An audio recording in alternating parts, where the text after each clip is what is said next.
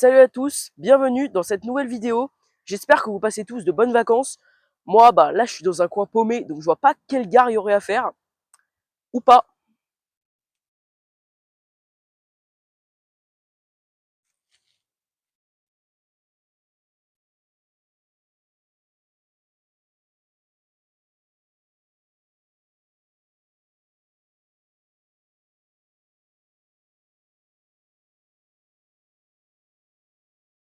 La gare que je vais vous présenter aujourd'hui, c'est la gare de Saint-Laurent-de-la-Prée-Fouras, située au niveau de la commune de Saint-Laurent-de-la-Prée en Charente-Maritime. Son histoire vaut vraiment le détour. La gare de Saint-Laurent-de-la-Prée-Fouras, promis, c'est la dernière fois que je dis son nom complet, fait partie de la liaison par le fer entre La Rochelle et Rochefort, qui fait lui-même partie d'un projet plus important, celui de créer une voie ferrée entre Nantes et Saintes. La section entre La Rochelle et Rochefort fait partie de la phase terminale qui est inaugurée le 29 décembre 1873. La gare, qui est inaugurée en même temps que le reste de la ligne, s'appelle à l'époque gare de Saint-Laurent-de-la-Prée, alors même que Fouras ne voit pas encore passer la voie ferrée. Il faudra attendre 10 années supplémentaires pour que cela se fasse. Mais ça, j'en reparlerai plus tard, mais gardez en tête qu'à partir du 3 septembre 1883, cette gare devient une gare de bifurcation et le point de départ d'une ligne de train. Malheureusement, cette ligne très locale ferme définitivement en 1969, entraînant dans sa tombe la gare de Fouras, mais aussi, ce qui est assez étonnant, la gare de Saint-Laurent-de-la-Prée. Celle-ci ferme au même moment. Mais là, j'imagine que vous allez me dire, et pourquoi cette gare est toujours en service? Il faudra attendre 2007 pour que la région Poitou-Charentes, aujourd'hui intégrée à la Nouvelle-Aquitaine, décide de remettre en service cette halte sous le nom de Saint-Laurent-de-la-Prée-Fouras et ainsi desservir à nouveau cette station balnéaire. Il est temps d'aller en parler concrètement.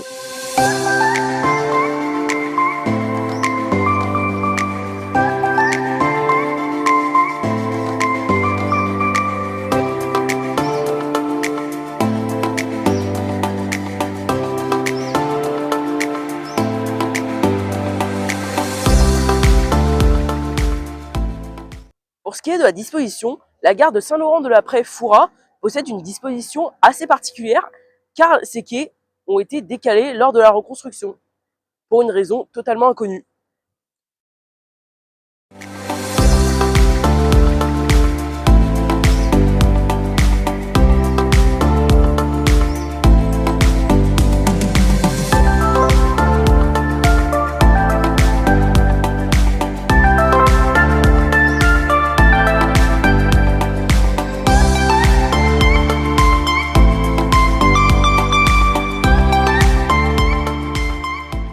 Parlons des équipements, enfin du peu d'équipements qu'il y a plutôt, car vous allez voir, c'est pas fou. Déjà, dans la gare originale, il n'y avait pas grand-chose. À part des abris rappelant le design très poussé de l'époque, j'étais très surpris en voyant cela, mais il y avait des toilettes publiques. J'ose même pas imaginer la propreté qu'il y avait à l'époque, mais après on sait pas, hein. Celles de Mauriac étaient relativement propres alors qu'elles étaient inutilisées depuis la fin des années 2000. Les anciens abris ont été remplacés par la nouvelle version qui sont beaucoup moins beaux à mes yeux, hein. Mais bon, celui-ci est vraiment grand. On pourrait carrément y mettre toute une classe de maternelle, ça passerait. Debout, hein. Il y a un banc en bois avec seulement 3 places, nous rappelant bien que la gare a été conçue pour peu de monde.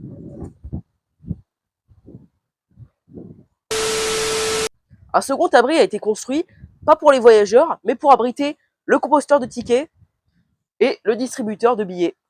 Par contre, je ne comprends pas pourquoi il y a encore l'ancien logo sur le valideur, alors que celui-ci n'existait déjà plus au moment de la réouverture de cette gare. Bon, l'hypothèse la plus probable serait que la SNCF ait déjà pris un valideur déjà présent sur une autre gare.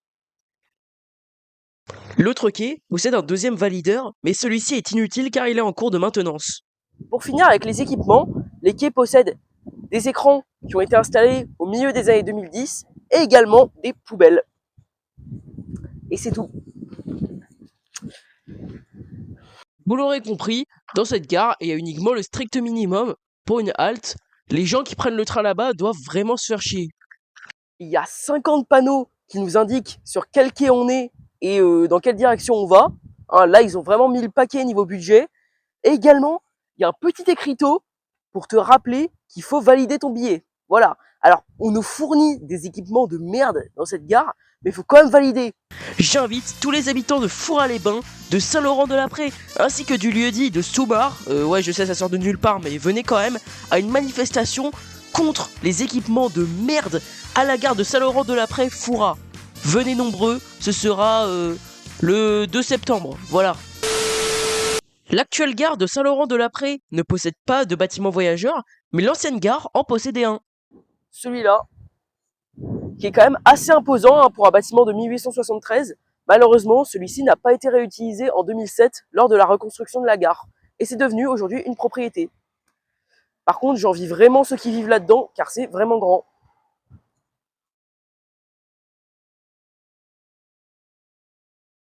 Passons à la desserte. La gare de Saint-Laurent-de-la-Prée, Foura, est desservie par des trains qui vont jusqu'à La Rochelle, Porte-Dauphine, à hauteur de 10 trains, jusqu'à Rochefort avec 9 trains, jusqu'à Saintes avec 3 trains, et jusqu'à Angoulême avec seulement un seul train, par contre.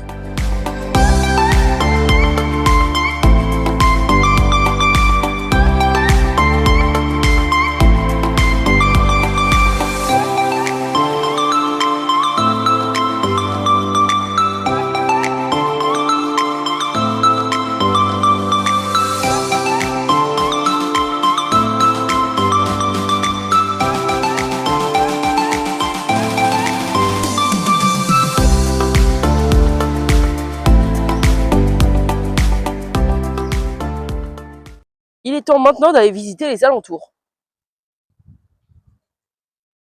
La gare est non seulement située assez loin de la ville de Foura, mais également elle n'est pas située non plus tout près de Saint-Laurent-de-la-Prée.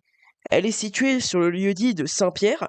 Celui-ci est assez joli honnêtement, avec des maisons sympathiques. J'ai pas eu le courage d'aller visiter Saint-Laurent-de-la-Prée au vu de mon programme chargé, mais j'ai quand même fait quelques plans du lieu-dit de Saint-Pierre.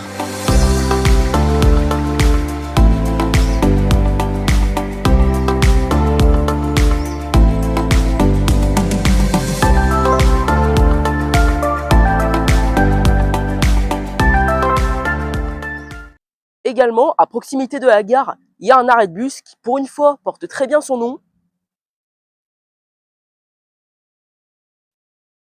mais qui non seulement est mal desservi niveau bus, car il n'y a qu'un seul bus, le bus E, avant il y en avait deux, et qui possède en plus un abribus complètement pété.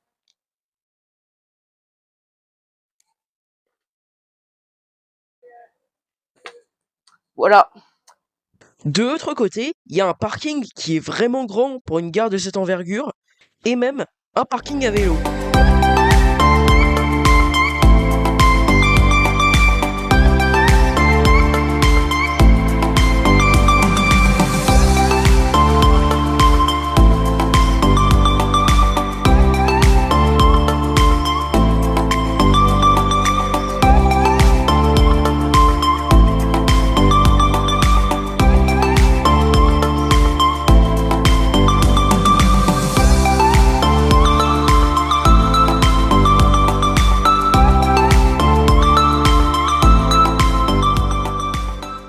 Pour terminer avec cette gare, les chiffres. En 2024, la gare de Saint-Laurent-de-la-Prée-Foura a accueilli 47 948 voyageurs, ce qui correspond à une augmentation de 20% par rapport aux chiffres de 2023. C'est tout pour cette gare, mais ce n'est pas tout pour cette vidéo. En effet, non seulement je vais visiter la commune de Foura, mais je vais également vous parler des chemins de fer qu'il y avait à l'époque dans Foura, car celui-ci était vraiment très local.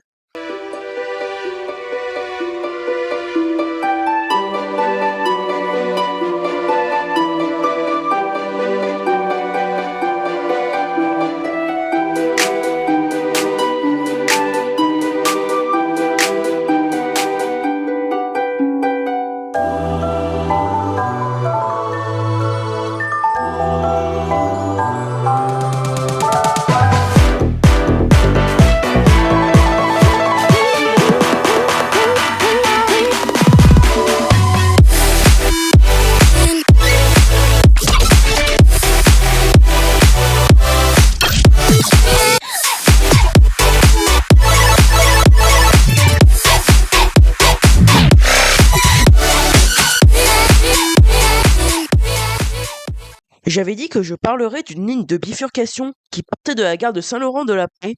Cette ligne a été déclarée d'utilité publique en 1880 et a été inaugurée le 3 septembre 1883 après 3 années de travaux.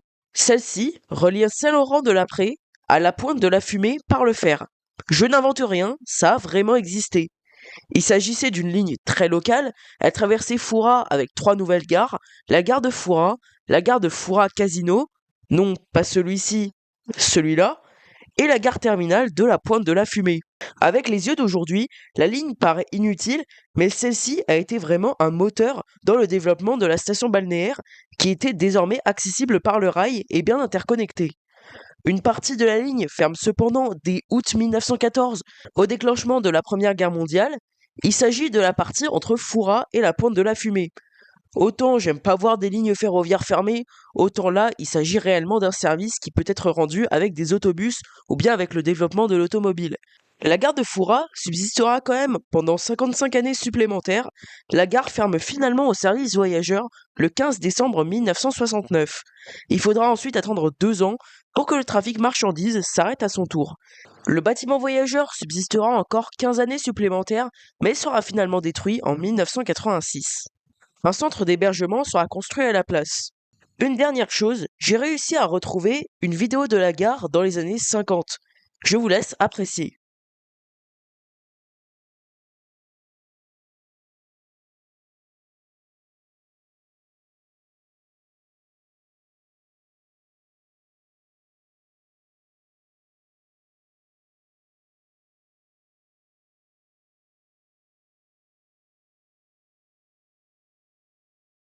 Pour ce qui est des voies, il reste aujourd'hui plus aucun vestige. Même cette partie a été reconvertie en piste cyclable.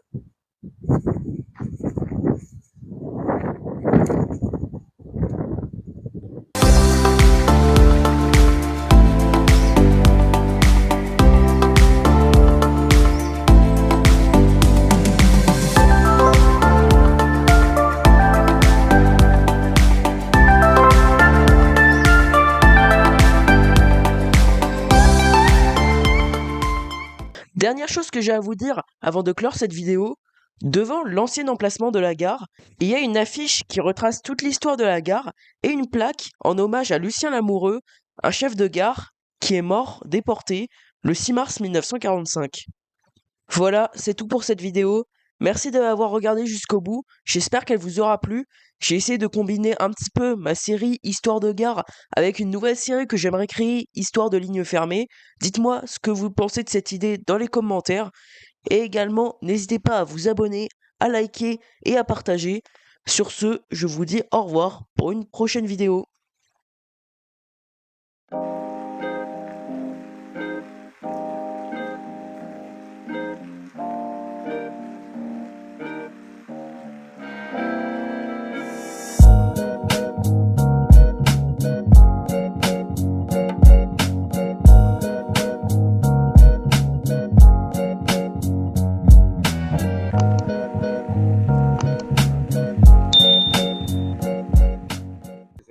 Ouais. Alors je ne sais pas ce que ce... Comment ça s'appelle? Si ça se voit bien à la caméra, mais là c'est écrit, cet écran est momentanément indisponible. Nos équipes sont en cours d'intervention. Alors déjà je vois aucune équipe, même si bon, je comprends le message, hein, au bout d'un moment je suis pas teubé. On verra bien si cet écran sera réparé dans un an, car je reviendrai.